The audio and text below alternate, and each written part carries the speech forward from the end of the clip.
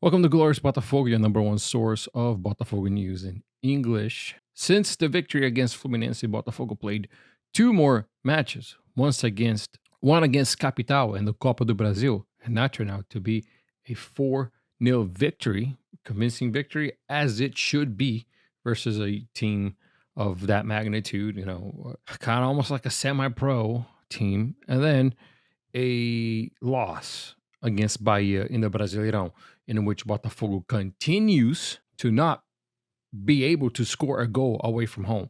Granted, yes, there against Bahia, there was a chance that Arthur missed that. My goodness, you cannot miss that. If he had just pretend to take a shot and cut in to bring it to his right foot to tap it in, he would have scored, or a chip shot or something.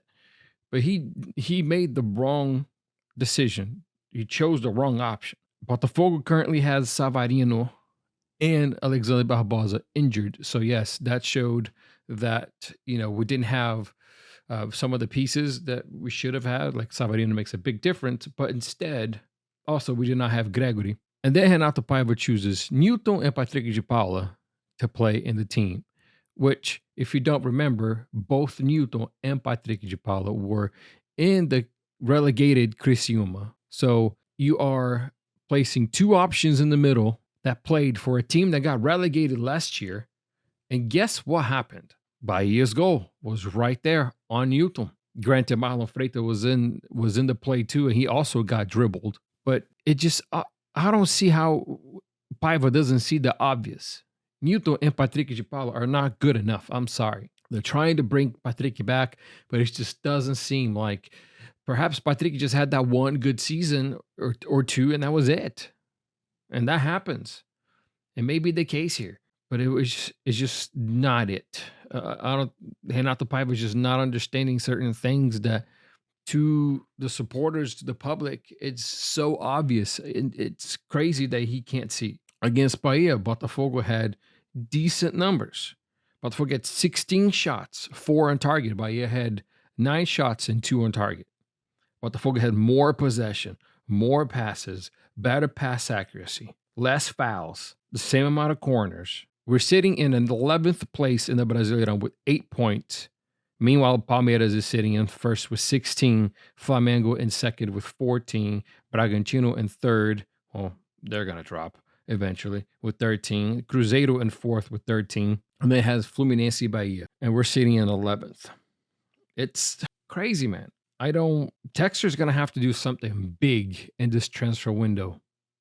Big in this transfer window if he wants Botafogo to have any hope whatsoever for the Brasileirão to finish top 6. Because if we're thinking about titles, Botafogo already has 3 losses out of 7 games. 1-2, drew 2, lost 3. Meanwhile, Palmeiras is 5-1-1. Flamengo 4-2-2, Bragantino 4-1-1. This is the kind of form that teams need to have if they want to win the championship. Palmeiras is well underway. Flamengo is well underway.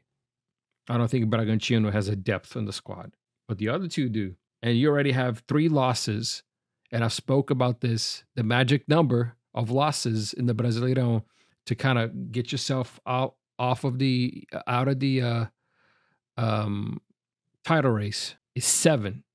If you have more than 7 losses in the Brasileirão, you cannot be the champion. It's just not going to happen. 7 losses.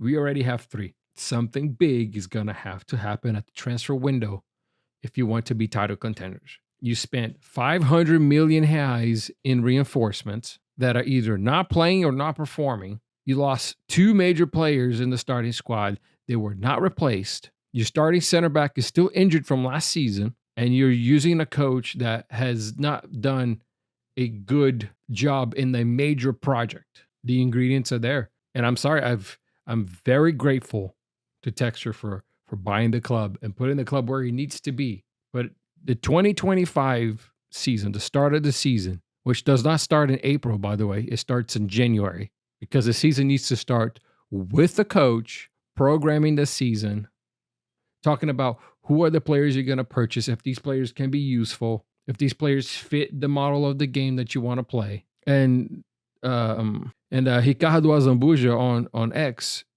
he said it perfectly. He said Texter tripped on the very own banana peel that he tossed. He tripped on the very own piece of banana peel that he tossed. He tripped on it. And that banana peel was tossing the start of the season away, discarding it, and then trying to find where to place blame, and then he trips on it. It's basically what is happening right now. Look at all the teams that are in Eagle right now. The only one doing well is Crystal Palace. They're in the final of the FA Cup. Olympique Lyonnais is trying to fight for that spot. And if you're looking at the French league, the competition, there's not a lot. So they should be top 5, top 6 every season. Top 3, really, honestly. And look at a team in Belgium. Look at Molenbeek. Was unable to secure the promotion. Look at the way that the season started for Botafogo. Not good. Quite possibly the only title that we have a chance to win this year is the Copa do Brasil. Maybe.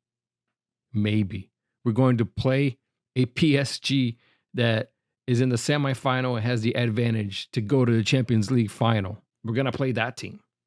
We're going to play Atletico Madrid. You don't really think that this team with Renato Paiva is going to get trampled? And you can't complain about it later. That's the thing. You can't complain about it later because the seed was planted and now we are harvesting what we planted in the beginning of the season, which was nothing. If you got in here so far, please leave a like, subscribe. Don't forget, Botafogo plays this coming week against Carabobo for the Libertadores. It'll be this upcoming Tuesday at 5 p.m. Here we go with these 5 p.m. matches. And then on Sunday again at 6 p.m. against Internacional for the Brasileirão. I will see you then.